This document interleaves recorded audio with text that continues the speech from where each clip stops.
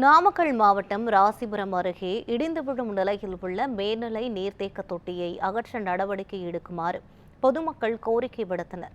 சந்திரசேகரபுரம் ஊராட்சியை சேர்ந்த கரட்டுப்பட்டி கிராமத்தில் மேல்நிலை நீர்த்தேக்க தொட்டி உள்ளது. இந்த தொட்டி முற்றிலும் சிதிலமடைந்து இடிந்து விழும் நிலையில் காணப்படுகிறது.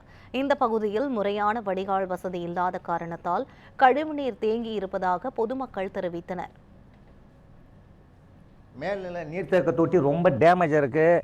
பக்கத்துலேயே பால்வாடி இருக்குது. இடிஞ்சு விழுந்துற கண்டிஷனில் இருக்குது. குழந்தைங்கள்லாம் சேதாராகிடும். இங்கே 200க்கு மேலே குடும்பங்கள் இங்கே வசிக்கிறோம்.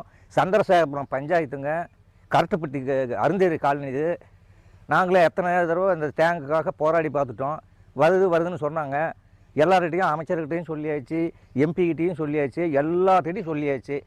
செய்கிறேங்கிறாங்களே தவிர எதுவும் செய்யலை. நாங்கள் எல்லாத்துக்கிட்டும் மனு கொடுத்தா செஞ்சுக்கலாம் அப்படின்னு தான் சொல்கிறாங்களே தவிர ஆனால் செஞ்ச பாடு இல்லை. எம்பி வரையும் கொடுத்தாச்சு, யாருமே கண்டுக்கல.